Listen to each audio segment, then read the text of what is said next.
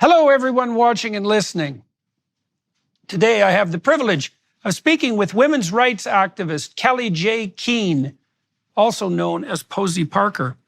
We discuss the co-opting and invading of women's spaces, the hatred, jealousy, and attraction toward what women naturally possess, which underlies the transgender movement, the rise of false compassion as a means to censor and control, what Posey Parker aims to accomplish with her Let Women Speak events, and how social pressure ideologically captured police and terrorizing mobs have not and will not silence her.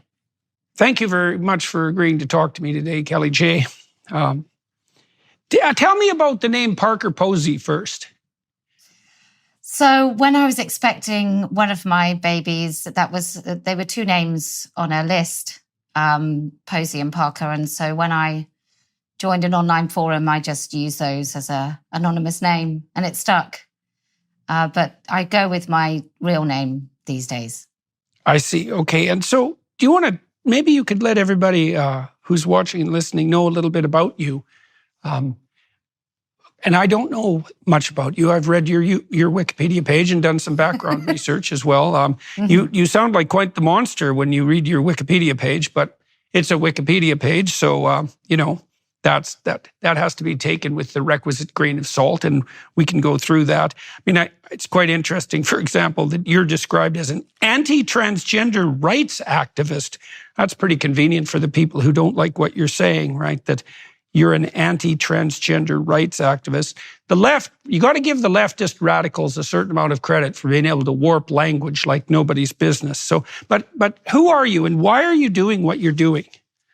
So I am a mother of four and a happily married woman. I've been with my husband for 25 years. And then in 2015, this issue came along. I was a full-on Labour voting lefty, and I joined an online forum of women, and then loads of men started populating it. And unlike the women who actually were completely ineffective in their campaigning, unlike the men, women weren't talking about themselves, what they looked like. They weren't posting photos, but these men did. And they were really masculine looking men with wigs and sort of 1980s secretary looks. And I just asked one of them one day, do you really identify as a woman? And the vitriol from him was bad enough, but from other women was just astounding. And I just thought, well, I'm not allowed to talk about this, so I want to talk about this. And I'm not having anybody telling me that I can't talk about something so significant. And then I just started. 2018, I put a billboard up with a dictionary definition of the word woman. And that really sort of solidified my place in this movement. Yeah, the billboard, that was adult human female? Yeah. Hateful. Yeah, well, that's pretty, yeah. Yeah, okay. So you said a couple of things there that I found interesting. So that the first was that you asked one of these men who was in this women's forum whether or not he identified as a woman, and received a lot of hate and vitriol in response. So, well, first question is, do you feel that you crafted your question in a manner that might have invited that sort of response, or what other explanation do you have for it? And then the second thing you said, which I think is equally relevant, is that not only did you receive a lot of vitriol from the person to whom you directed the question, but you received excess vitriol from women. And so, first of all, let's inquire into the question that you posed to see if there was anything provocative about it. And second, I'd like to hear your thoughts on why you have experienced the fact that women are very likely to jump on this particular bandwagon, for example, and provide noisy and self-righteous support for the people that you are hypothetically pillorying. So let's start with the question. Like, do you feel that you asked a fair question of this particular man? I actually don't think I asked a fair question, and that's because my knowledge in 2023 means I think it probably wasn't provocative enough. I think I should have basically not asked the question, do you identify, but just told him that he wasn't a woman, and it was insulting to pretend to be one. It was the wrong question, but I've learned a lot since then. As for women, I think I'm supposed to say, as a women's rights campaigner, that women are oppressed under the patriarchy, and therefore they're just trying to struggle to get their place at the table. And I don't think it's that. I think it's currency. And I think the reason women compete in who can be the quickest to give women's rights away is because then they have currency of being these really nice people. And I think women are often use psychological warfare and ostracizing and niceness, shall we say, as a strategy to win against other women. So that's why I think women do that. So, well, two things about that. So there is a pattern of antisocial behavior among women that's been well documented in the relevant psychiatric research. And so antisocial men tend to devolve towards physical violence, but antisocial women use gossip, malicious slander, and reputation savaging. And so that's been documented for decades, and that's the female pattern of antisocial behavior. But you tied it into something, you tied it into currency, And so I want to tell you a little story. So I interviewed this very deep religious thinker. His name is Matthew Pajot, and he wrote a book called, The Sacred? I'll remember it momentarily. It's about Genesis. And I talked to him about the sin of Eve in the story of the Garden of Eden. And it's a sin of pride, right? It leads to the fall. And the sin of pride is that Eve proclaims that it's something like she can even clasp the serpent to her breast, the poisonous serpent. So imagine that it is the case that women are caregivers, and especially caregivers of infants, and that their ability to provide care is one of their true strengths, but it's also a potential source of status. And so a woman who wants to make a false and prideful status claim can claim that her maternal embrace is so all-encompassing that even the serpents can be included. Right now, the next thing, of course, that happens is Adam hearkens to her claim. And I think what happens there is that men will enable women by telling them that their desire to embrace even the poisonous is laudable, and that the social structure, which is what Adam's responsible for, say in the Genesis story, the social structure can be modified to accommodate to their wish. Of course, that precipitates the fall, all of that. And so you said, the reason I brought this up is because you said your conclusion has been that the women who are defending the indefensible, which would be, let's say, the male claim that femininity, femalehood, is merely subjective identification, that women are claiming to support that because they want to obtain currency. Okay, so why have you become convinced of that, and what exactly do you mean by that? I just think it becomes, I guess status is part of it, but I think everybody does something for self-serving reasons, and I think by a process of elimination, I just can't think why else a woman would do it. And I've thought about it a lot. I've really tried to think, like, what is in it for someone who says, yeah, your 16-year-old daughter can share a space with a man getting undressed. How else could it be justified besides some sort of self-serving motive? And I think it just comes to currency, that they can maybe pretend that they don't have these feelings, which may just be heaps of cognitive dissonance, but I just don't buy it. I think it's dishonest. I don't buy it that somebody who's experienced any female-only space where men have entered, and most of us women have, and what happens in those moments is we breathe quietly, we wait until the threat is gone, and we understand it. Before I can rationalize it, I understand it as a threat. And I just don't buy that other women don't do that. So they must have self-serving motives.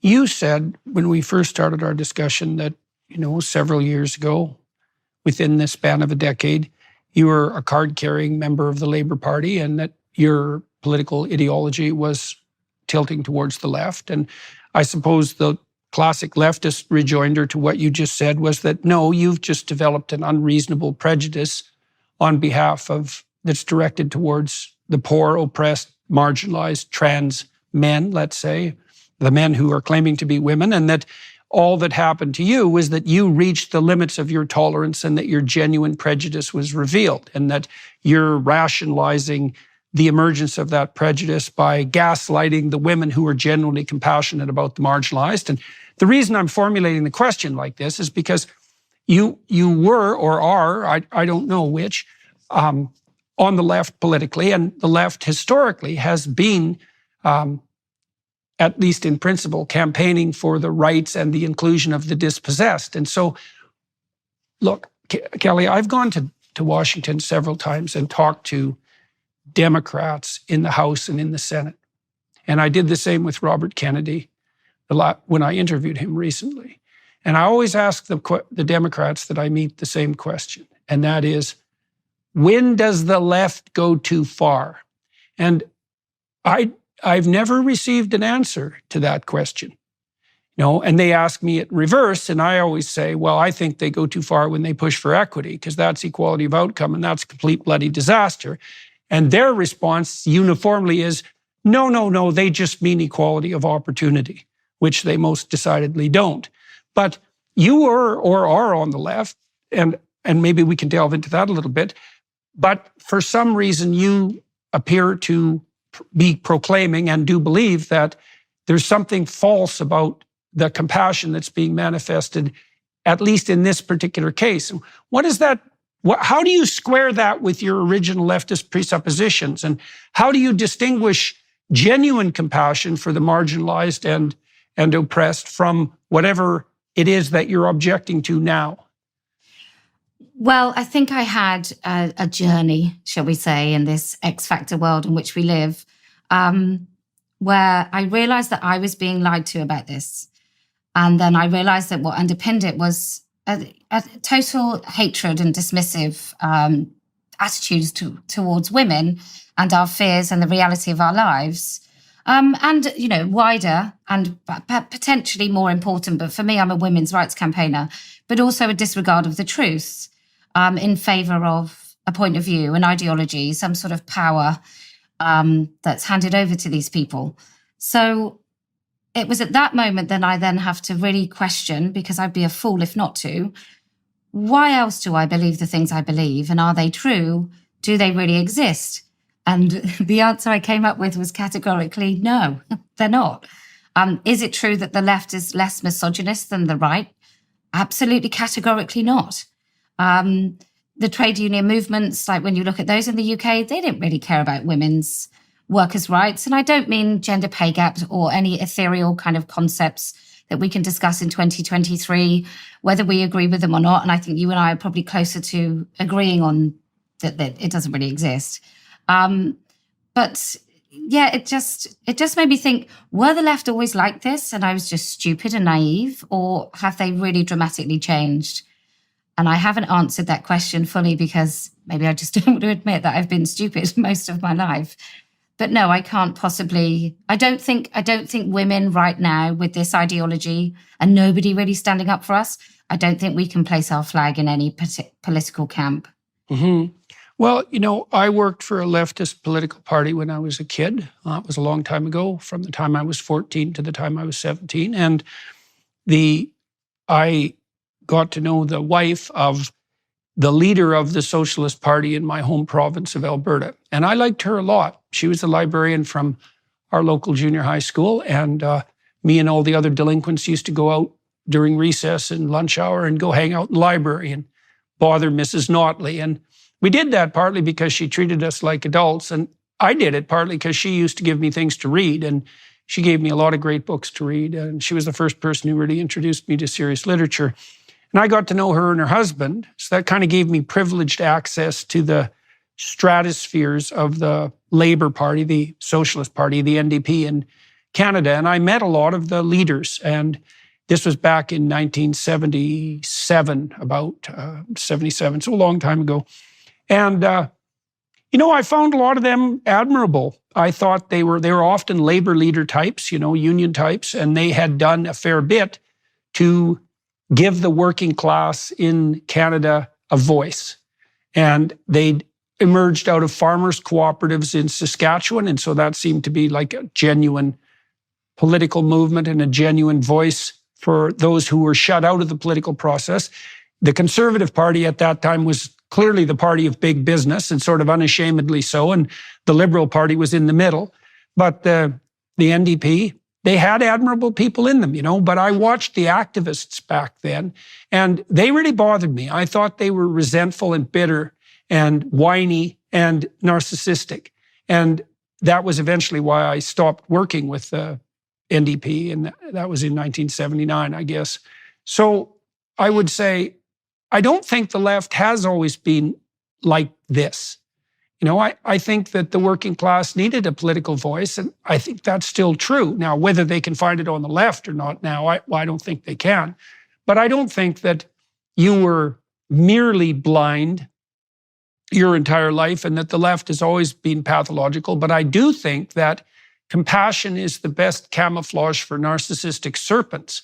And so if the left proclaims itself as the party of the oppressed, then it opens up the door to being invaded by those who will use claims of compassion to put forward their narcissistic, clamoring and groping for power. And one of the problems with being on the left is that it's very hard for liberal types to draw boundaries. And so you risk being invaded by the real predators. And I really think in some ways that's what's happened to the left, is that the narcissists have invaded and they now dominate. And this is an age-old story, right? This has been a danger to organizations since the dawn of time. And it's certainly happening now. So I don't think it was a complete existential catastrophe, what you believed. But I do think that inability to draw distinctions on the left is potentially fatal. So how do you conceptualize yourself now? I think I pointed out that if you read your Wikipedia page, then what you are apparently is an anti-transgender rights activist. And that sounds like a pretty damn reprehensible sort of person, because, here's these poor marginalized transgender men, let's say, who are just trying to struggle forward, bravely, as President Biden would say, in a world hell-bent on their oppression and genocide. And there you are, opposing their rights. And so what's your, this is a horrible thing to ask, but what's your self-definition?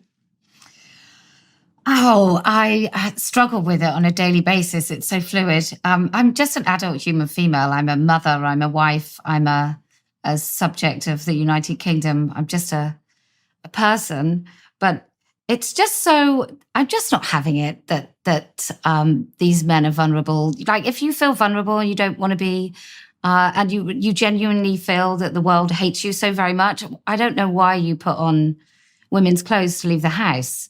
I'm just not having such a nonsensical, silly ideology taking over what my spaces look like and the spaces of my daughter. So I call myself a women's rights activist, because I believe that women's language, so much goes back to that word woman and what it means and who can use it. And we are now debating what sex means in the Equality Act, which is just fundamentally just ridiculous. We know what sex means, and now we're having to re-clarify what it means in law, in our Rights Act, so that women can have spaces. And for me, the Equality Act is a nonsense anyway. I'll digress slightly on this, but for me, the Equality Act just doesn't make any sense, because surely a proportionate reason, and that's one of the things you need to justify a women-only space or a women-only group, is proportionate means. Well, if I say I just want women in my group, then that's proportionate. If I said I just wanted women on my board of a company, maybe not so. But if I say that I just want a social group that's women only for women, I don't know why I need to justify keeping a man out who says he's a woman. And then it goes back to the GRA, and I'm sure we'll get onto that. But I fundamentally think having a legal fiction in this country is preposterous and has led to all of the fallout we now see. If we were tolerant, we'd just let these men do what they like, call themselves whatever they like, stay out of women's spaces, and just all get on with our days. But we don't. We have to pretend that they are actually women.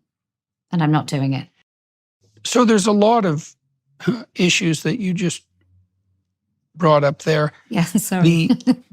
Well, I would like if you would to explain for those who are watching and listening a little bit more about the Equality Act, and then maybe we could turn to this issue of, I think it's a hatred and jealousy of women. It's a hatred, jealousy, and attraction to what women hypothetically have. That's part of the, what would you say, nexus of psychopathology that's driving this desire to tread on the grounds of women's rights, to appropriate the domain of femininity. This is cultural appropriation in its most fundamental sense. I'd like to delve into that a little bit because, I watched Dylan Mulvaney very carefully. And Dylan Mulvaney makes quite an effective comedian. He's good at parodying women in the same way, in a manner that's akin to what the Monty Python folks used to do, although because they were very masculine-looking men, they had to parody. They made themselves into particularly hideous middle-aged women and parodied them. And they were very funny about it. And Dylan Mulvaney is actually quite funny, except that he doesn't know when to stop telling the joke. And there is this element of parody in his behavior that's absolutely paramount. When I first saw him, I thought, there is absolutely no way this guy is serious. He's trolling everyone. This is just a very elaborate joke. And I thought maybe it had a touch of genius in it because it was an incredibly elaborate joke. But, he's taken the joke a little too far. And it seems to me to be quite clear that he will shred his connection with reality to elevate himself narcissistically in the public eye. And that means that he's gone too far. And the people who enable him, who are these, what would you say, narcissists of compassion on the left, are doing him absolutely no favors. Because I can't see a good end for Dylan Mulvaney. I can't see how you can go where he's gone and continue. Anyways, let's start with the Equality Act. Will you bring everybody watching and listening up to speed about that? So there are different characteristics, might be disability, religion, freedom of religion and freedom from religion, sexual orientation, gender assignment. So when that started, that used to be, gender reassignment. So that used to be transsexuals. And what they did is they made it so vague and opaque that they could revise what gender reassignment actually meant. So you could be protected. To what extent, I'm not actually sure, but you can't be discriminated against for having gender reassignment. Well, I think there are points at which it would be inappropriate. For example, we do have bra fitters in the UK who now have got jobs. So men who don't have much surgery, who call themselves women, now are bra fitters in large shops. So anyway, and you're skeptical of that, I take it. There's no way. Well, look, I'm a prude British, so there's very few chances I would take to go and get a bra fitting anyway. But certainly, if it was a man, a person I would call a man, i.e., an actual man, then I wouldn't do it. And also, I've got a teenage daughter. You go for a first bra fitting; it's incredibly embarrassing, and to hear a male voice in that space would be horrendous, because as we know, girls, when they develop through puberty, it's the most embarrassing time and also the time when they most need to fit in with their peers. And so those two things are really hideous anyway.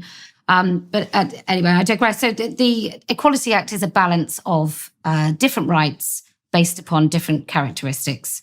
And at the moment in the Westminster Hall debate yesterday, there was a debate on whether or not the Equality Act, when it talks about sex, even though we've got gender reassignment in the Equality Act, now sex is supposed to, according to people mainly on the left, include men who call themselves women, which then makes the whole thing pretty damn laughable if sex in our law, in our legal system, actually means someone who says they're a particular sex as opposed to someone who is. a particular sex. And I just think this is where we are. We have for example, we have a gender recognition act, which means that you can change your gender, but there is no such thing as gender throughout most of our laws that actually has any definition.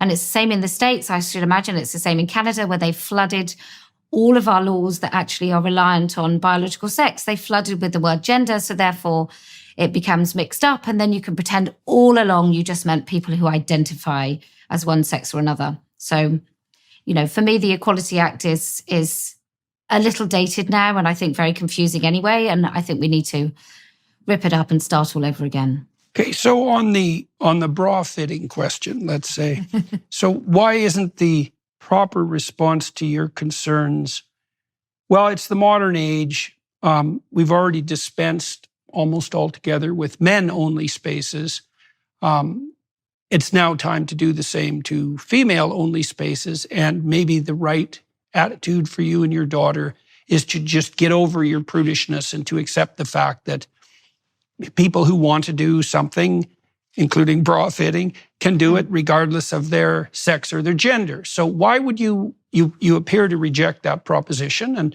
why do you think that, so two questions, I guess. Why do you think it's appropriate for you to reject that claim? And for you and on behalf of your daughter, let's say.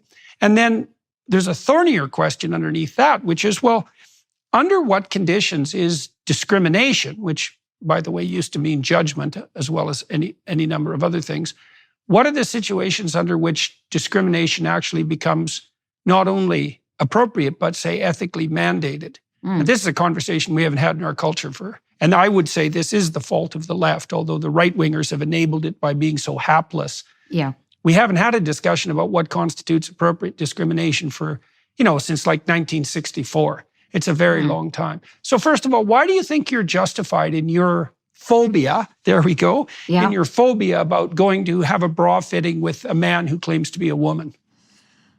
Well, I think if society had moved on to a point where women and men weren't uncomfortable naked around each other, if there was no such thing as sexual assault, if there was no such thing as like low-level sexual assault, which is voyeurism and indecent exposure, which is an opportunist crime, and we know that most of the people that will do that will be men, and most of the victims will be women and children. So I think in that regard, if that had changed and that no longer existed, then maybe I would be open to listening. But we know that men and women don't particularly like to be undressed in front of each other. And if you're in the UK, that includes everybody, whatever sex they are. We're relatively prudish. I'm quite happy to be so. But, I just think we have naked bodies and we have boundaries around those sort of naked bodies, and in situations where women feel more uncomfortable and in a state of undress. And I know that boys feel like that too. Around the opposite sex at certain stages of their lives, if not all of their lives.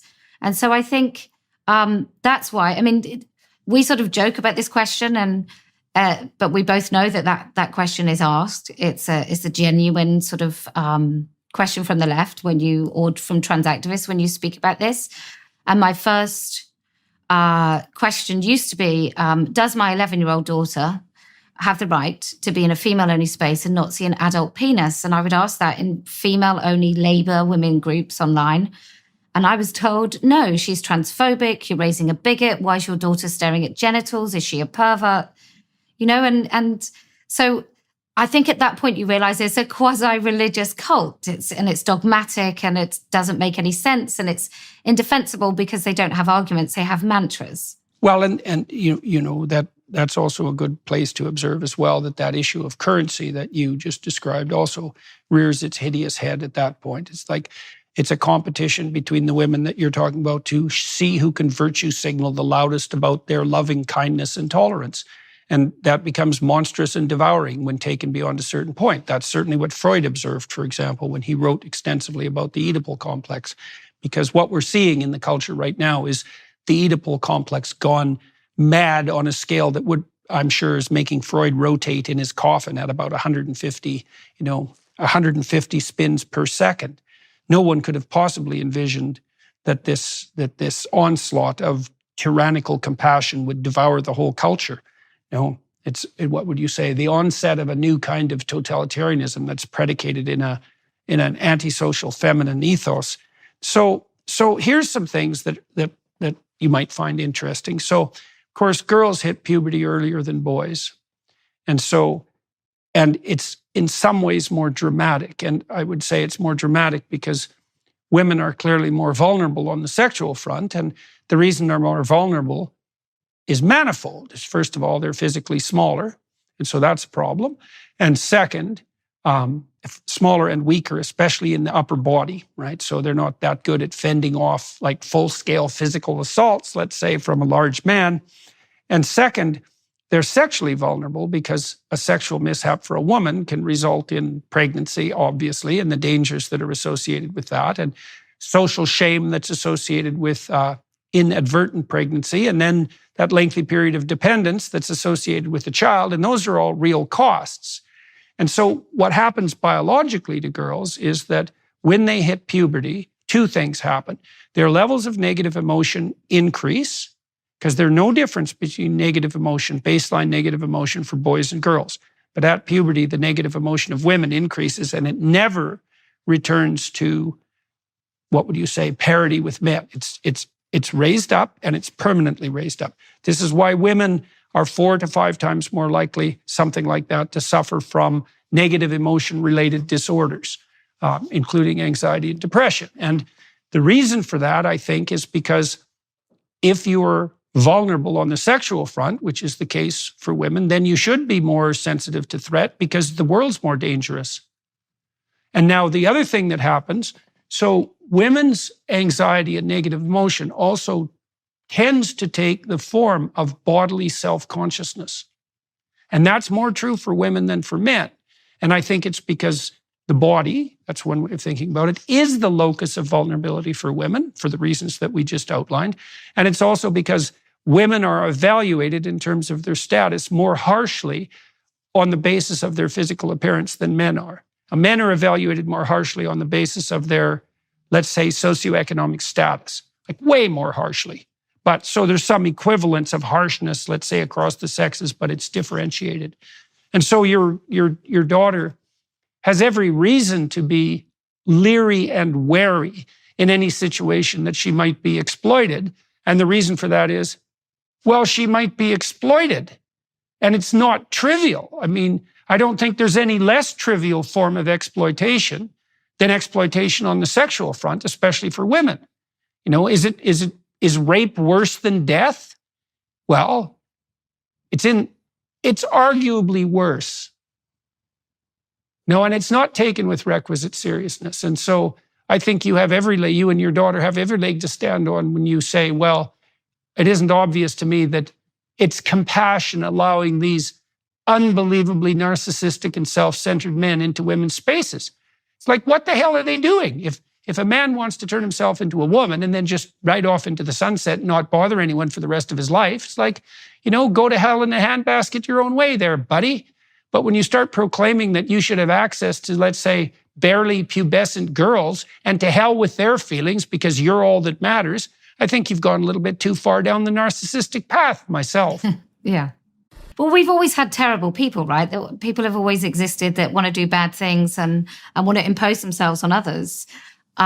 We just now have a state-sanctioned, narcissists charter, where it means that those men can go into women's spaces and celebrated for doing so because they're so stunning and brave for getting undressed in front of teenage girls.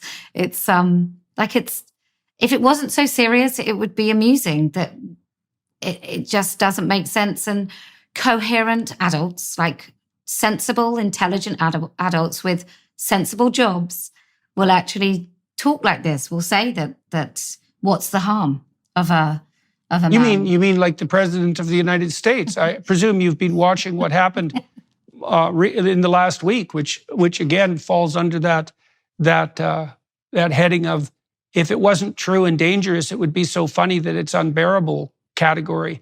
And so the White House invited this, absolutely narcissistic exhibitionist trans man, trans woman, I can never get the damn terminology right. A man who's deluded himself into into believing that he's a woman and who's insisting that everyone else participate in his lie. How about that? And what did he do? He stood up on the White House lawn with one of his idiot friends who had had a double mastectomy, and she showed off the remnants of her chest proudly, and he showed off his silicone breasts. And, that was pretty damn comical, given that it was the White House. But what was even more comical was the White House response, because Biden had proclaimed the very same day that there's almost nothing braver than a trans man, which, is really quite the bloody claim, and then claimed retrospectively to be shocked and appalled by the fact that the people celebrated for doing exactly the things they did on the White House lawn actually came out and did them. And so, yeah, it's an evil parody, and I think there is an evil parody element to totalitarianism that needs to be called out and noted, because everybody in a totalitarian system is an evil clown playing this demented game that's a parody of real life. And there is an element of unbelievably black humor in it. And I see that in the behavior of people like Dylan Mulvaney, right? Because he's obviously parodying women.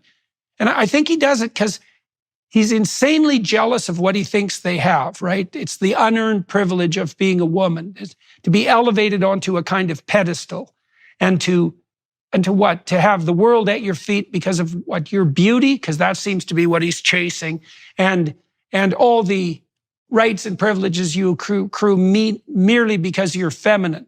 And so it's the deluded vision of resentful men who think that those of the opposite sex have an elevated position in creation, right? Have all the rights and none of the responsibilities, have all the beauty and none of the ugliness. And they're jealous of that and they can't have it. And as a consequence of that, I think they hate women. Yeah. Something like that. Yeah.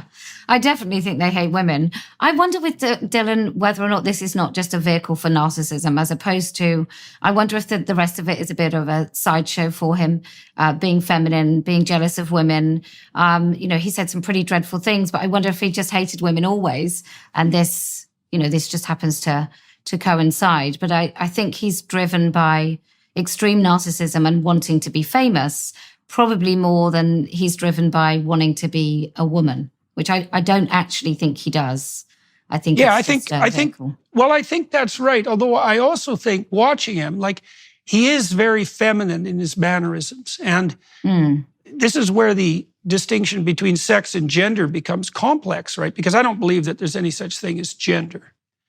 Me too. I think the people who came up with the notion of gender, to call them appallingly underqualified and incoherent academics is to say almost nothing about how unqualified and incoherent they are. However, people do vary temperamentally, and there is a relatively large proportion of men, let's say, who have temperaments that on average are more like female temperaments than male temperaments. And the reverse is also true, because there's wide temperamental variability among human beings. And so there are lots of feminine men and masculine women. Now, that doesn't mean they're born in the wrong damn body. It just means that the range of temperament within the sexes is actually quite broad. And I think Dylan is relatively feminine in his temperament. And I think that probably is confusing for him, especially because he's also very high in openness, which is creativity dimension, right? I mean, he's been an actor forever and he still is one. And actors and creative people do have relatively fluid identities, because being creative and having a fluid identity are the same thing. Now, if you combine that with his narcissism, which is that desire for fame, that untrammeled and what would you call it? It's viciously unidimensional desire for fame, you do get the kind of behavior that he's manifesting, which is like it looks like he'll sacrifice himself on the altar of his own fame. But that's also not that uncommon. It's certainly what school shooters do, for example, right? Is they'll commit suicide to get a front page headline. And, that's deeply rooted in the motivational structure of men, because, of course, men are judged on the basis of their social status. And so they're highly motivated to attain that status, by fair means or foul, come hell or high water. No, I just wanted to make a comment about femininity, because I find it really interesting when men are accused, if you like, of being feminine, because I think so-called effeminate men take up a lot of space, a lot of public space. And I don't mean like manspreading. I mean, like literally volume-wise, what they're willing to do, how they enter a room. It doesn't strike me as particularly feminine if we look at stereotypical feminine, which is make yourself small, stay quiet, be submissive. I don't think flamboyant, effeminate men are remotely feminine. I don't know what else to call it. Certainly not masculine, but it just doesn't seem to, for me, neatly fit into what is feminine. But yeah. Yeah, well, I think maybe that's a good distinction. Well, I think archetypally there's sort of two classes of feminine, right? You could think about it as the virgin and the whore. And so, and there's an uneasy tension between those two, obviously. And the kind of feminine behavior that you're claiming to be not feminine is more on the whore side of things, and it's histrionic and demonstrative. And you can see elements of it. You can see elements of that in the icons that gay men, for example, choose to idolize on the feminine side. And they would be people like Marilyn Monroe, for example, who's an icon among the gay community, and that's because her femininity is. Like I don't want to be unfair to Marilyn Monroe because that's not my point, but her persona was very glamorous and demonstrative. And when that gets pathologized, the psychiatric community, the psychological community describes that as histrionic. And it's certainly the case that the behavior, and that's from hysteria, by the way, which meant wandering womb and wandering uterus to begin with. And back in the dark Victorian times, sometimes histrionic women were cured by hysterectomy, which cured their hysteria, right? So that's all interestingly and bizarrely intertwined. But the femininity that the men that you're describing flaunt isn't the reserved, chaste end of the femininity distribution. It's the more histrionic, demonstrative, attention-seeking, femme fatale end of the distribution. Like your typical trans man like Dylan dresses up like a movie star, not like a nun, unless he's parodying nuns. Yes, he does. Yeah, you're right. So let's talk about what happened to you in your public speeches. So what is it that what are you trying to accomplish with your public communications? And would you tell a few stories about what's happened to you? So for example, what happened to you in New Zealand became worldwide news. If you'd like, we could start with that, or maybe you could trace the development of your public speaking. Said that this must have all come as somewhat of a shock to you and produced a lot of changes in your life. Maybe we'll do it that way. When did you start speaking publicly? So after the billboard got taken down, I was my banning from this public square, the modern public square, i.e. Twitter, Facebook, etc., that began. So I was banned from Twitter for nearly 5 years. So my voice in the public square just disappeared. I'm not even allowed to sign a petition on change.org. Like I'm so banned. People won't make things for me. Anyway, so I was banned from everywhere. So I was like, well, let's go back to the actual public square and make real life connections with people. And so I started doing that in about 2019. And we started doing speeches at Speaker's Corner and inviting women to come and speak. And then women all over the country couldn't get to those events. I also did one in lockdown. So we did a speech. We went to Leeds, which is in the north of England during lockdown. But because we weren't marching about Black Lives Matter, we could catch COVID. So we all got arrested for trying speaking in the public. And then I was in a cell that was covered in body fluids. So I think I was more at risk of catching COVID in that cell, but I got arrested live on my live stream. But it's just about, it's twofold, or maybe more than that. There's one, it means that women get to speak in public about their fears for their children, for the education system, for the state, specifically to do with this quasi-religious cult of transgenderism. So that will be one element of it. So free speech is a really important part of that. Enabling women to come along who don't have to buy a ticket to watch a few special women on a platform and on a panel speak about their lives, but ordinary women speaking about their lives. And we live stream it, which means other women, maybe in very similar situations, will hear their story and it will resonate. And it's about waking everybody up to what the dangers are of this cult. And the other thing is that we basically, through bait and perfect fishing conditions, we bring out the misogyny and we conjure, we basically play the opposition who come along and object violently and aggressively to women speaking in public. And so then we show everybody just exactly what's going on. So you started that at Speaker's Corner, and you've traveled around the world now holding these events. What countries have you gone to? Well, we did the US, so I did about 10 dates in the US. I couldn't go to Portland. You won't be surprised because there were credible death threats in Portland. So we didn't go there. We went to San Francisco. I objected to a senator who brought in the bill SB 132, which is about men and women's presence. Was that Scott Wiener? Yes, it was. What a he's real fun. Man, yeah. Perfect.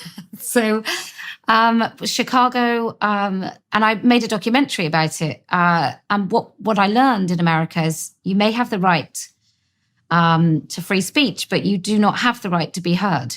So we got protested as long as people didn't touch our faces or touch us in front of the police. They were allowed to just be this close to our faces, banging, making noise, so we couldn't be heard. So that was very interesting. And then I thought, well, I'll go to Australia and New Zealand. They're relatively lovely places to visit. And I went to Australia and I got defamed by one of the politicians who read my Wikipedia page, didn't fact check a single word of it, and put it out on the television, which then made my life very vulnerable. And I went to New Zealand and I was mobbed by, the estimate is about sort of 3,000 to 5,000 people who really did want something terrible to happen to me. And I did. That's a lot of people in New Zealand. Yeah. It's nearly half the country, I'm told. And so they came to protest and it was very aggressive. And then I had to go into police protection until I could leave the country. And even in the police station, it was only on a need-to-know basis. So even police officers didn't know I was in the police station to keep me safe. What was that like for you in New Zealand? I mean, I watched the footage and it was quite the show. I mean, what did that do to you and why haven't you stopped? I mean, you could just go back to your life in principle. Maybe you can't. Maybe you're too far into this now so that, your life will never be what it was. That's possible. But in principle, you could stop saying the things that you're saying and you could stop exposing yourself to this pretty high level of public threat. I mean, I've been in nasty, nasty demonstrations and they're not exactly fun, especially when people are, 6 inches from your face and screaming madly away. And I'm always afraid I'm going to do something that I would regret in a situation like that. I mean, I have security people, and part of the reason for that is so they don't let me do anything I'll regret when someone is screaming madly 6 inches from my face or using an air horn, to shut me down, but really so that their sadistic, the little sadistic devil that they've allowed to dwell inside them can, what would you say, delight in the fact that they're potentially deafening someone. And that's happened multiple times. But I mean, that was a lot of people who were after you. And that was a pretty tense situation, to say the least. And so what did that do to you psychologically? And why are you continuing to speak out, let's say? I don't know. Maybe I'm a sociopath because it didn't actually, people say, how are you recovering? Are you okay? And in those moments, I just put one foot in front of the other. I think you do when you're in moments like that. You focus on the things that you can control. And for me, it was about stepping forward and not letting anybody fall over. So not letting the person in front of me, when there was a bench coming up, fall over the bench, because I just felt that we would be stomped and probably killed if we hit the floor. But I say a lot on my channel, like, if not you, then who? And it's me. In this entire movement, to be rather immodest, I probably am the most known female. in this women's rights movement, not in the sort of the broader free speech movement, but in this women's rights movement. And I am really lucky. I don't have an employer. I'm self-funded. I sell merchandise in order for me to do these things. I now need to sort of very expensive security whenever I go and do a public event, because I can't be certain that I'm going to be okay. And we have sort of exit strategies and plans. But yeah, there's a bit of me that thinks, how dare they? Like, who do they think they are? And why would I stop? Like, there's women, there's girls in the United States of America, age 13, having their breasts removed, probably dozens today. Like, why would I stop? I'm an atheist, but I would say that if anything was going to convince me that there was a devil, it would be this. It's just plain evil. Yeah, well, lots of people come to God through contact with the devil. That's for sure. Yeah, well, the thing is once you have encountered malevolence, you start to understand the reality of evil. And once you start to understand the reality of evil, you're compelled by logical necessity to posit the reality of good. And God has been defined for a very long time as the pinnacle of what constitutes good. And if you start to believe in radical evil, well, you start to have to posit that its opposite exists, right? And so that's you might say that's a very interesting road to walk down. And you're trying to figure out, in part, what's your moral obligation under such circumstances. And you alluded to the fact that you think that somebody has to speak for people, let's say, like Chloe Cole, I think she had a double mastectomy when she was 15, and the wounds never healed properly. Surprise, surprise, because, it's butchery and not surgery. But you also alluded to the fact that you think in some ways that it's self-evident that people should stand up against this because, well, look at what's right in front of you, folks. But most people don't. And you're pilloried quite roundly. I mean, your Wikipedia page is actually quite a work of art, because you definitely come across as quite the reprehensible creature on that page. And, that's an example of exactly how you're pilloried and painted by the radicals on the left. And, one of the interesting issues here is, well, just exactly what is it that you're fighting? I read the other day, this is a very interesting paper. There's about 10 papers now that are looking at the nature and the psychological traits associated, the nature of left-wing authoritarianism and the psychological traits that are associated with it. And so some of the latest research shows very clearly that malignant narcissism, psychopathy, Machiavellianism, and sadism are very, very good predictors of left-wing authoritarianism.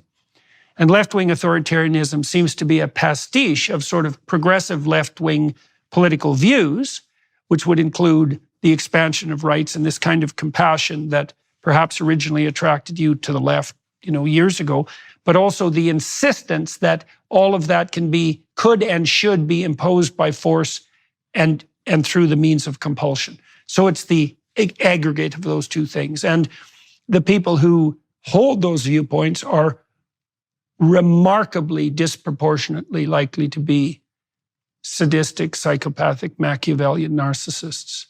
And so, you might ask yourself, well, are you engaged in a political fight, or are you just engaged in the age-old, what would you say, requirement of women to put the serpent under their heel? Right? That's what God calls upon women to do at the end of the story, the Adam and Eve story in Genesis, right? Is to bruise the head of the serpent with your heel. There's this great image of Mary that's a Renaissance image. It was a very common Renaissance image, eh? And it's an attempt to lay out the symbolic image of the divine feminine. And so what you see is Mary, who's the mother of the Savior, the eternal mother of the Savior, the mother of the hero, let's say. And she has like a crown of stars, 12 stars around her head. And that means that her head is in the stars. And her foot is on the head of a serpent. Very common motif. And what that does mean is that if you aim for the highest aim possible, you will simultaneously put your foot on the head of the serpent and that's actually your, what would you say, that's your divine obligation as a female. You know, that, and women, of course, forever have protected the vulnerable from the real serpents. You know, and in our mammalian heritage, going back 60 million years, that often meant, what would you say, doing everything possible to stop your children from being eaten, right? Well, there's being eaten in the real world concretely as a consequence of exposure to genuine predators, reptiles and otherwise, but there's also all sorts of being eaten that your children can face on the abstract front. And so, well, these are all, what would you say, religious ideas lurking beneath the surface of this strange political situation that we find ourselves in. So you feel a moral obligation to do this. And tell me again when that started to emerge. In 2015, when we elected a Conservative government, because I don't think many of us, because I was in the left, so I had no idea what was going on outside. And I didn't know that we were going to elect a Conservative government, and we did. And so in 2015, and then, you know, I wrote a letter called Grieving the Left when I was in 2016 about, you know, I couldn't tolerate being part of something. And even now, women that are on the left trying to fight this from inside, they still haven't gone on that sort of discovery of what else is wrong with my assumptions. So I think that's, you know, I think about Chloe Cole and girls like her, and I think overwhelmingly the thing I think is the greatest harm is that they have themselves to blame. Now, I don't really think they do, because they're children and they can't consent. And normally in situations, we would say that children aren't to blame for things that happen to them, like the medical mutilation of their bodies. But she must have to wrestle with that. They all must, when they come to the decision that what they've done to themselves is wrong. And they must definitely wear some of that blame. And I just can't. Well, if you're a lying therapist, let's say, and your goal as a lying therapist is to elevate your own moral standing in your own eyes, even at the cost of your clients, then you enable their darkest motivations. And you do that under the guise of compassion. And so Chloe told me when I interviewed her that when she was starting to go through puberty, she was a real admirer of the Kardashian girl with her, you know, exaggerated, hypersexualized female hourglass figure. And I'm not critiquing that, by the way. I'm saying that Chloe had adopted that as an ideal. And she became convinced, and I don't think she's ever told anyone this. She might have. She certainly didn't tell her demented, idiot, lying therapists who enabled her worst impulses.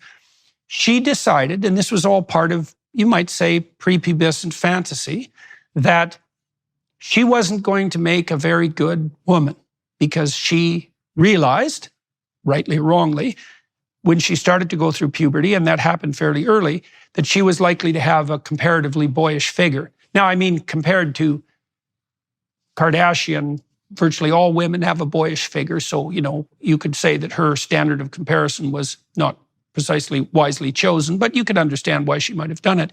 And she decided that, well, she was never going to be a very good woman, so maybe she could do better as a boy.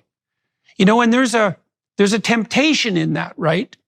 And that bears on this issue of moral culpability, is she was toying with irresponsible ideas, right? They were attempting to dwell within her. That's a good way of thinking about it. Now, a good therapist would have listened to her so hard that he would have elicited that realm of fantasy, let's say, and then walked her through it. You know, because the right discussion is, well, why did you pick Kardashian as your target for femininity? And isn't it the case that there are an immense variety of female forms of beauty? Like Audrey Hepburn wasn't Kardashian.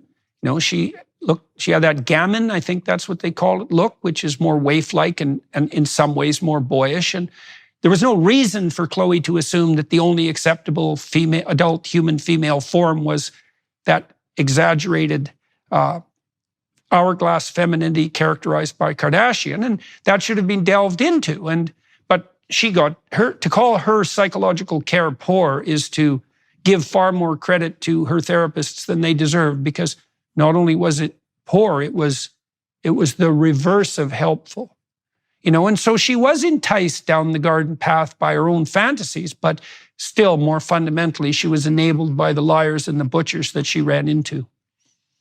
Yeah, I mean, it's unfathomable. I mean, if we think about a hospital in America right now, sedating somebody, getting ready for a double mastectomy in their teens, it's difficult to think that why I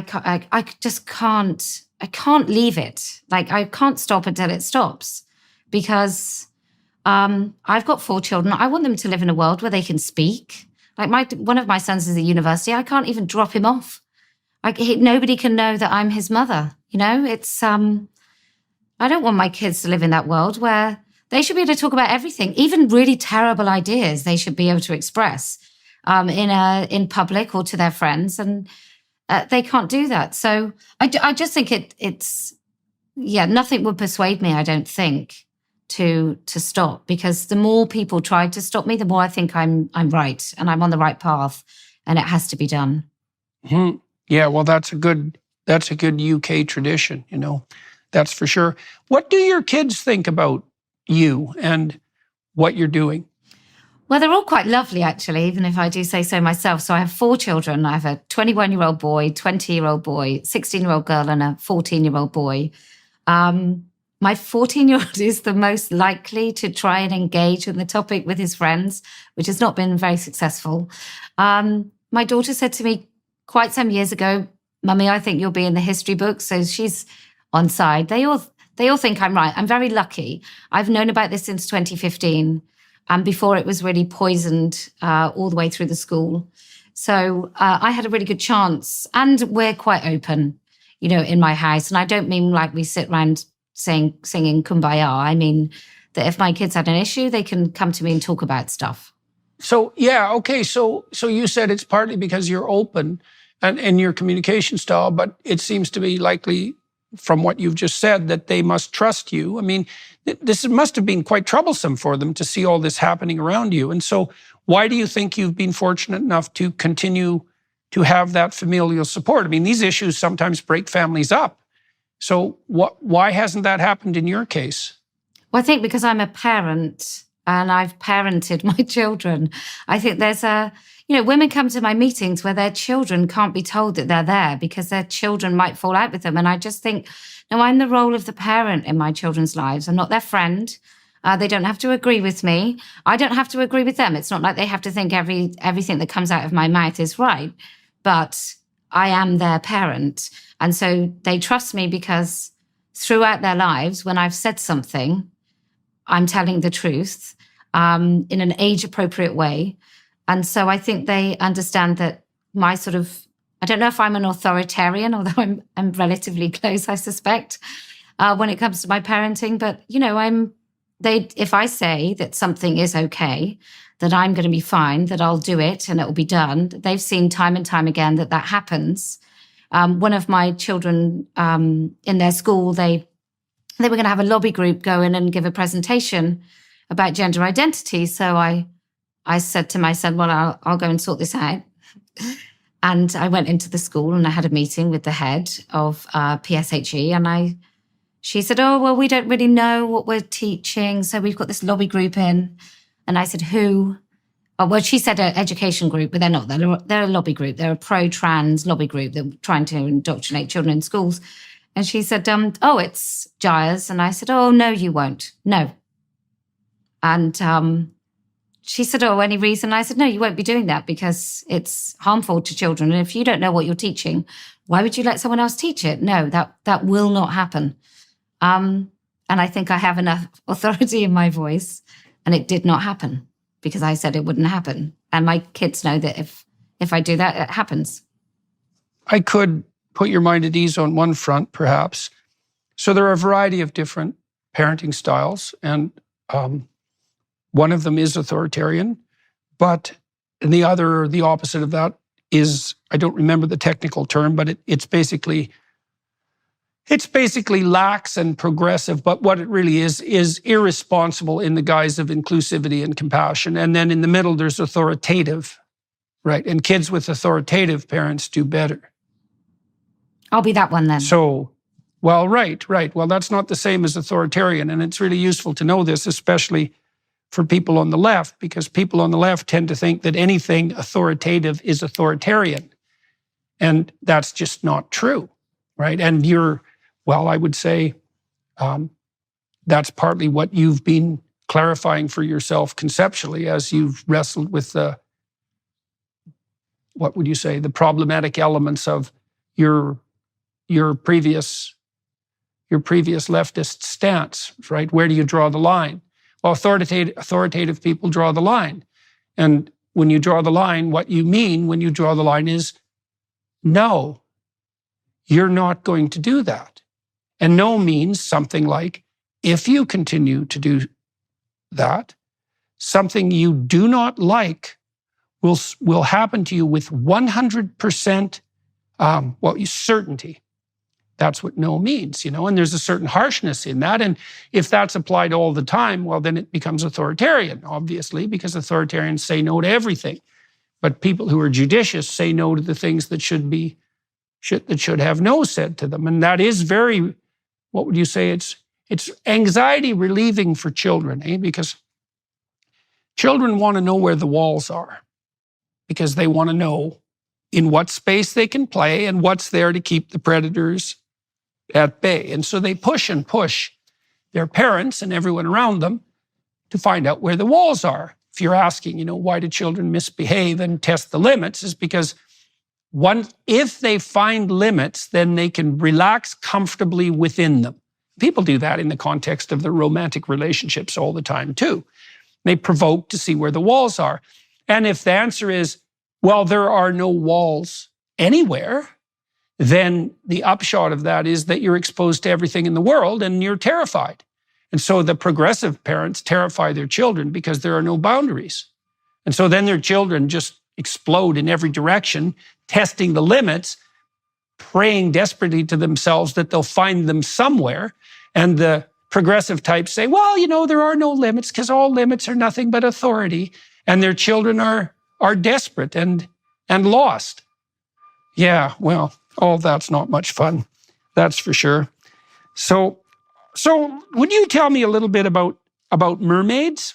Because people in North America don't know very much about that story, and you've had some entanglements with that particularly lovely organization.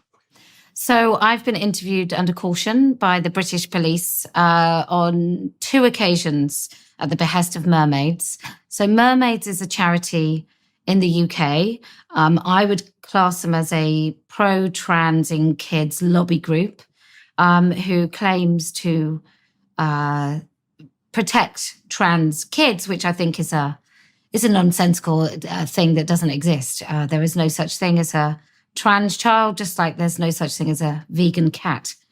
And you have Susie Green, when her son was 12, she took him out of the country to see I think his name's Dr. Quack.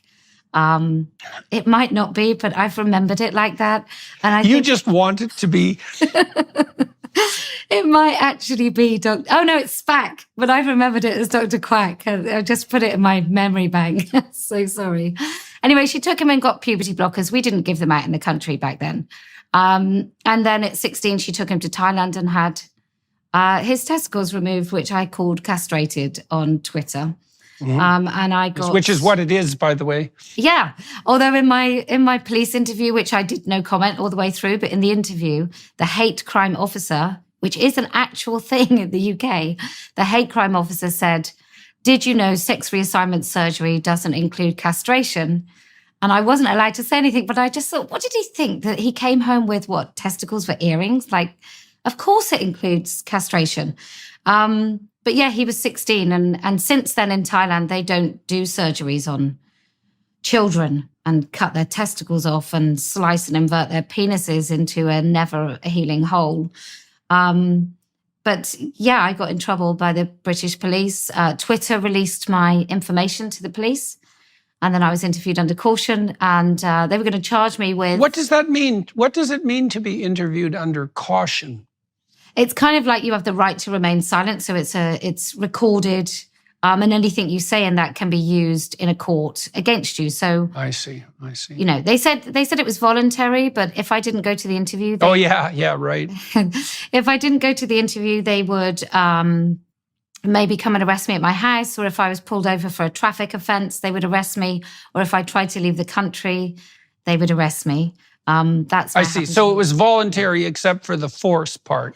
Yeah, it was voluntary, but if like, you didn't, like there was masks. punishment. Yeah. Yeah, right, totally. Right. Yeah. You guys are having a lot of fun in the UK with this whole hate crime officer thing and interviewed under caution. And and I guess the Irish are running down that road pretty much as fast as they can now, putting forward the world's most reprehensible hate speech policy, which I always think that hate speech policy is inevitably derived by people who hate speech. And so that's actually why they call it that. Yes, well, precisely. And so what was it like for you to be interviewed by the police in the UK, right?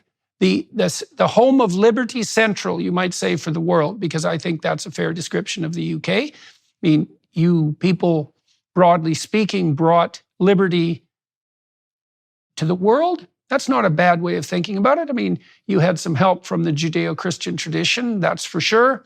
But the UK has performed a pretty stellar job on that front. And now here you are with hate crime officers and people like you being interviewed under caution. And so what does that do to you as a UK citizen?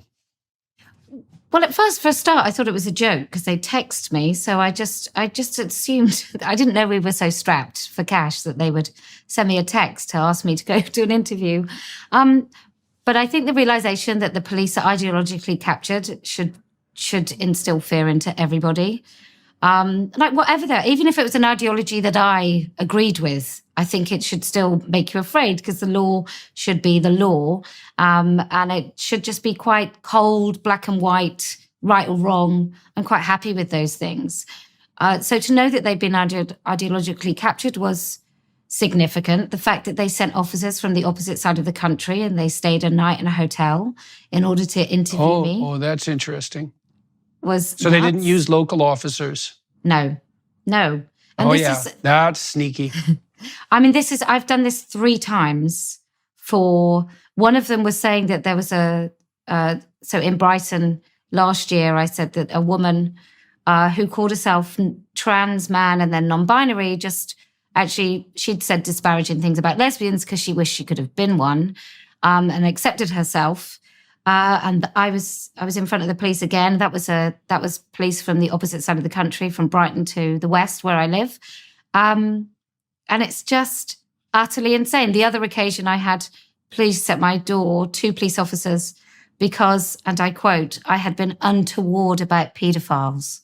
And I don't know about you, Jordan, but I thought they were one group of people, if any, that you could be untoward about were paedophiles. Oh, yes. Well, spoken like a true fascist, you and your prejudice against pedophiles. So, yeah, well, hopefully you won't. Well, we're probably going to get canceled on YouTube for this interview anyways, but now you've made it a virtual certainty. Sorry. You and your prejudice against minor attracted persons, let's say. Do you know that 53% of mothers with children who purport to have gender dysphoria have borderline personality disorder or something roughly equivalent? And so you could say as a clinician, if you weren't lying or compelled to lie by your government, which is, by the way, now the case for all clinicians, that the suspicion properly raised when confronted by any child who has gender dysphoria is that the mother has borderline personality disorder. And borderline personality disorder is a very, very serious disorder. And it's associated with cluster B in the DSM-4. And that's where all the traits like antisocial personality and narcissism and psychopathy and childhood conduct disorder, et cetera, all cluster. And so the mermaid's mother, she's one to be viewed with suspicion, to say the least, especially given what she did to her son, which to call it reprehensible and inexcusable is to say that Joseph Mengele was not a very nice boy. And it's very interesting to see that, you're in a situation in the UK where someone who's as bent and twisted as that can operate an entire charity and wield social influence and also set up circumstances so that someone like you can be persecuted by the police. Yeah. That's quite the inversion. See, this doesn't seem to me to be political anymore when it comes to that. It's something far darker than the mere political. I don't know, what do you think about that? You said that you're not religious, that you're atheistic, but you understand that there's a strange sort of battle going on. And do you still construe it fundamentally in political terms, that it's a battle between, say, belief systems? Or how do you conceptualize the war that you find yourself in? I think my view on it is instinctive, and perhaps I'm quite lucky that I don't try and rationalize my instincts. I just go with them. It's always kept me pretty safe.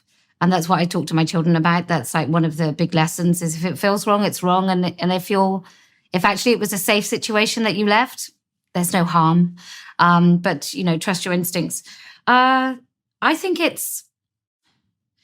lot has happened in order to get to this point. I think one of the biggest things as I move through this movement is the lack of community. And I wonder if we didn't all move so far away from our natural communities, I wonder if people would get away with this stuff, because we would have a broad range of people in our lives of all different ages that would be talking to us all the time, and we would get a wide sort of plethora of views on any given anything. And I think we'd learn actually that human behavior is pretty standard, whether you're in the 1400s, the 1800s, or right now.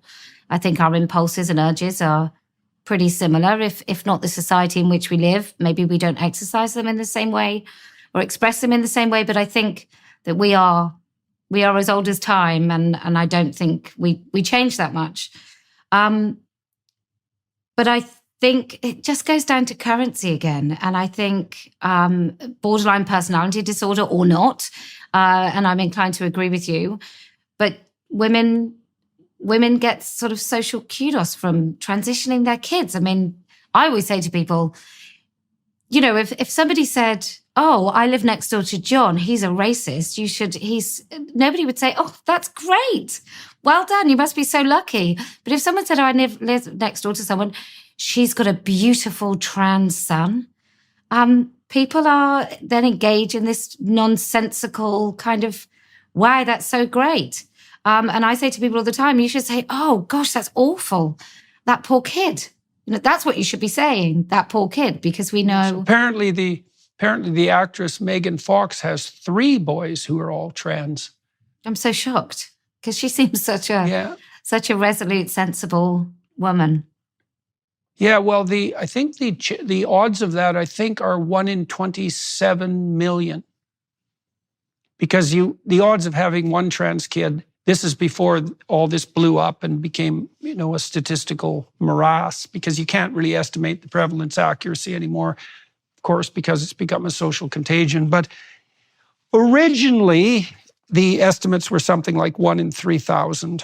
And I think that was probably an overestimate, but whatever, it's close enough. And so the probability you'll have 2 trans kids is 1 in 9 million, and the probability that you'll have 3 is 1 in 27 million.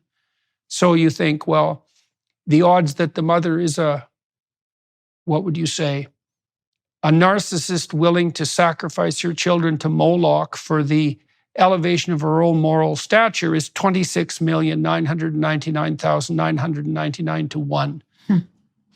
So but then you've got Jazz Jennings, haven't you?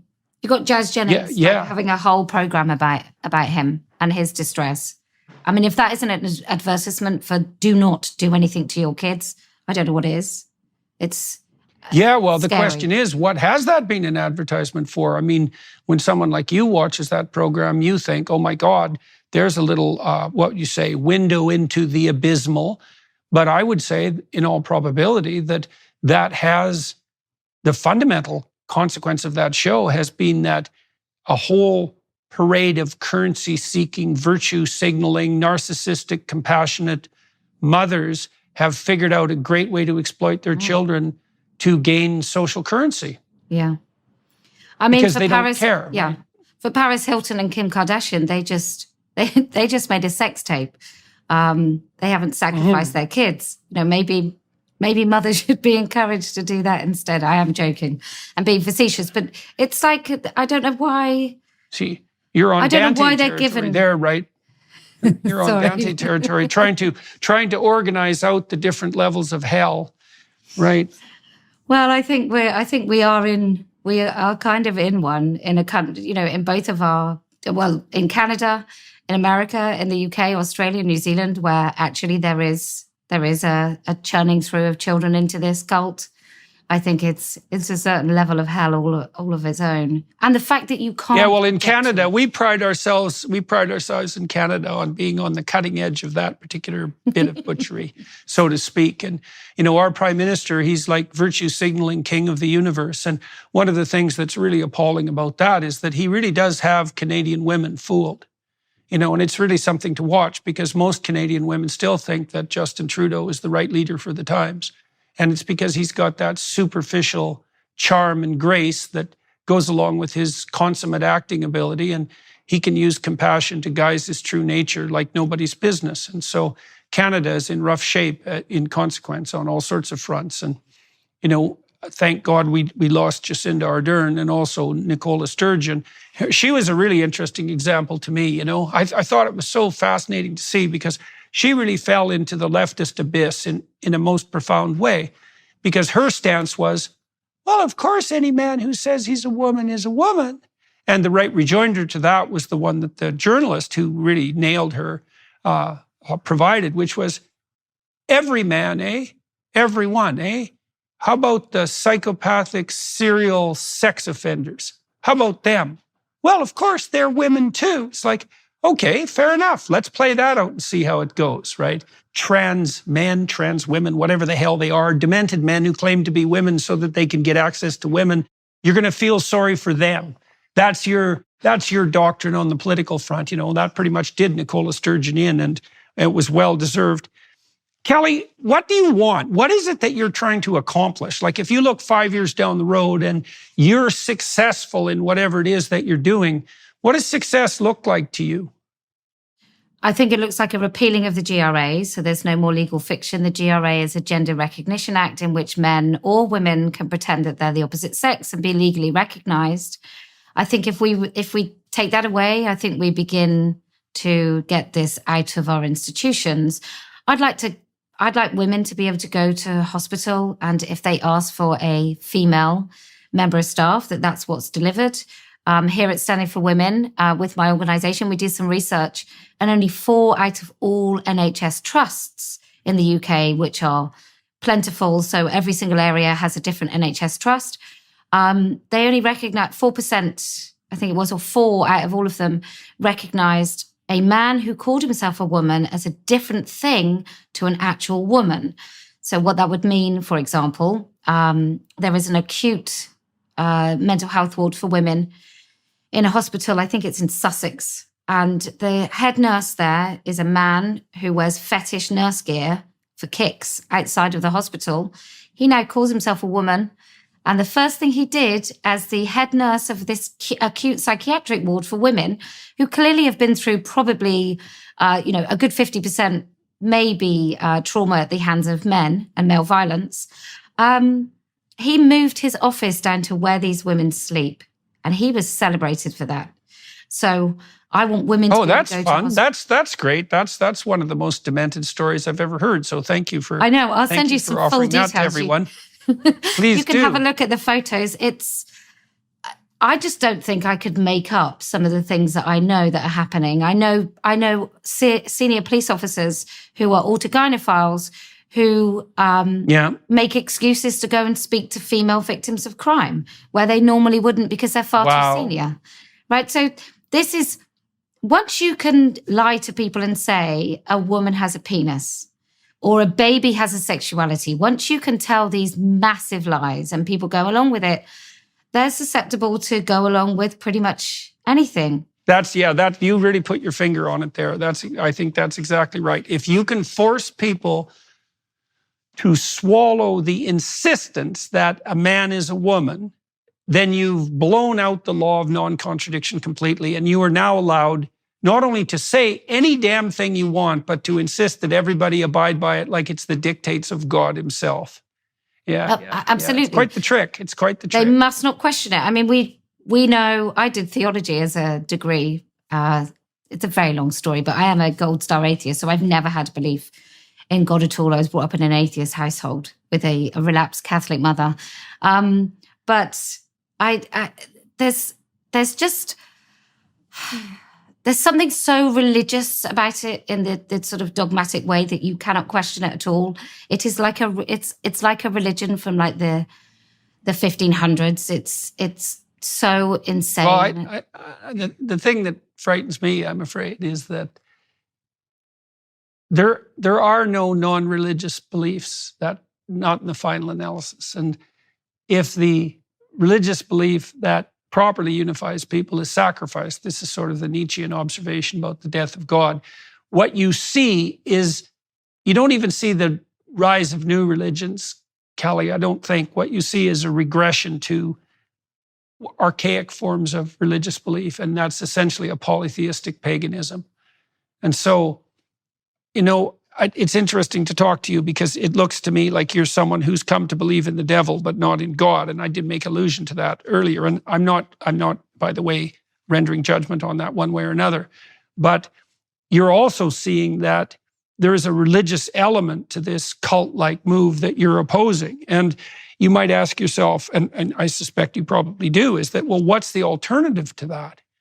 And what I've seen is that the kind of humanism that's been put forward as a moral alternative by the humanist types, and they're generally atheistic, has proved to be not only a force that's absolutely 100% unable to stop this tide of strange polytheistic paganism, but has actually enabled it. And that does beg the question, well, what do you have as a replacement? Your replacement today was, you rely on your instincts, and your intrinsic sense of what's right and what's wrong, and you let that guide you. And, that works out pretty well if you're well constituted and your moral sentiments are properly, functioning properly in the absence of too much delusion.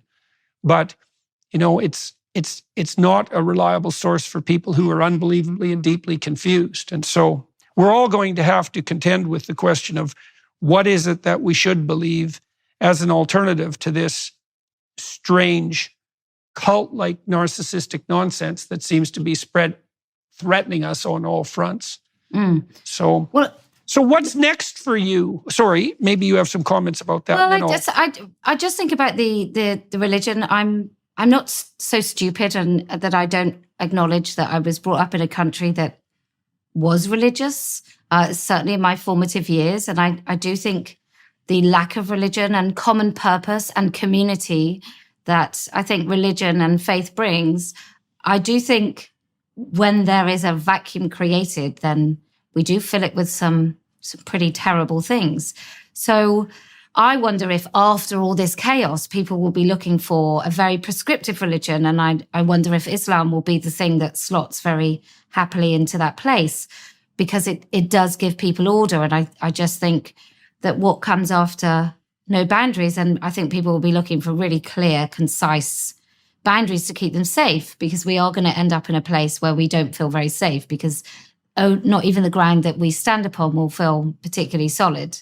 So I've got a lot of very religious friends who tell me that I'm the most Christian atheist they've ever met. And I'll probably end up being some sort of evangelical pastor before my days on this earth. Probably, yeah. You'll end up canonized. That would be good revenge on you.